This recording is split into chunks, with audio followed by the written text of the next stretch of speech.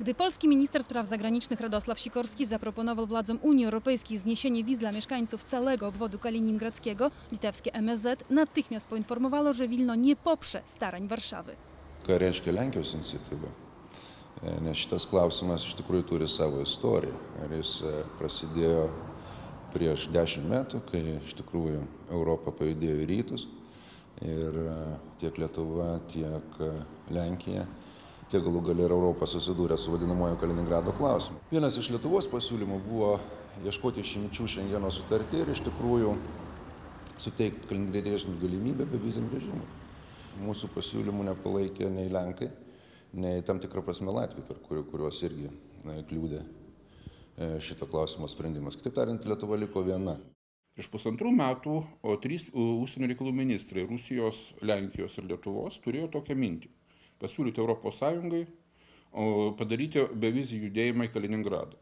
Europos komisija išdėstė savo labai neigiamą reakciją, pasakiusi, kad Lietuva su Lenkija pastoviai šneka apie tai, kad Europos valstybės kažką tai atskirai su Rusija daro, dabar pačios irgi bando daryti atskiras iniciatyvas su trečiomis šalimis, tuo metu, kai visa Europos Sąjunga jau derasi su Rusija dėl bevizų režimo visai Rusijai. Lietuva iš karto informavo tiek Lavrovą, tiek Sikorskį apie tai, kad jinai nebedalyvauja šito iniciatyvoje, apie ką Lavrovas šių metų pavasarį viešai pasakė. Taip. Todėl man labai keista, kad Sikorskis po to dar kažką tai bandė atskirai derintis ir dabar kažko tai nepatenkinas, kad Lietuva jo nepalaiko. Władze w Wilnie obawiają się, że Litwę zaleje niekontrolowany ruch bezwizowy.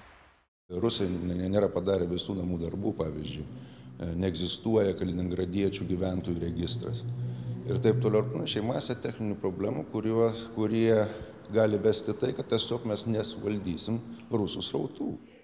Stronie litewskiej wyraźnie nie brakuje argumentów. Litewskie władze zirytował fakt, że Warszawa, apelując do Unii, zupełnie zignorowała stanowisko Litwy. To świetna okazja, by po raz kolejny dumnie zarzucić Polsce, że ignoruje ona polsko-litewskie partnerstwo strategiczne. Ponas Sikorskis kartais netgi provokuodavo Lietuvą, kaip pareiškė būdamas čia Vilniuje, kad šiuo klausimu pasiektas sutarimas su Lietuva, kai tuo tarpu mūsų ministras pirmininkas paaiškino, kad apie tai net nebuvo kalbėta.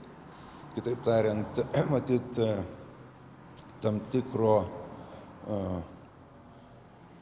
konsensuso tarp vadinamųjų strateginių partnerių pastaruoju metu vis dažniau ir dažniau trūksta.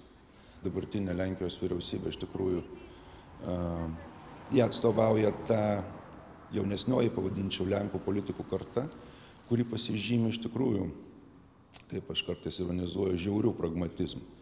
Žiaurių pragmatizmų, kitaip tariant, 100% vien tik Lenkijos interesų realizavimas, kas yra šiaip politikoje iš tikrųjų natūralus dalykas, bet turint omenyje konkrečios šitos Kaliningrado srities problemos maštabą, taip elgtis matyt be konsultacijų, dėrybų ir bendros pozicijos išglūdinimo, man atrodo, nepavyks. Čia yra visiškai akivaizdu, kad yra labai aiškus gestas Rusijai. Čia tęsiasi visa šita postmolenskine linija. Przyganiał kocioł garnkowi. Wygląda na to, że Litwa, zarzucając Polsce politykę prorosyjską, sama bardzo chętnie realizuje rosyjskie postulaty. Bevizis režimas Kaliningradui Rusijos nepatenkinus. Rusija tikrai nesutiks, kad Kaliningrado sritis būtų traktuojama skirtingai negu likusi Rusija. I oficjalnie Litwa przyznała, że wspiera Rosję w negocjacjach z Unią o bezwizowy tryb dla wszystkich Rosjan, a nie tylko dla mieszkańców jednej małej części administracyjnej.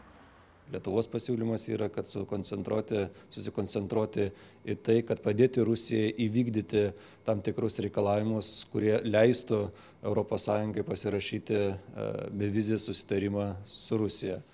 Zawsze jednak pozostają wzniosłe deklaracje, które mogą skrywać rozmaite intencje jednej lub drugiej strony. To dobrze działa na opinię publiczną, wszak podobno zawsze krzywdzona jest mała, biedna Litwa.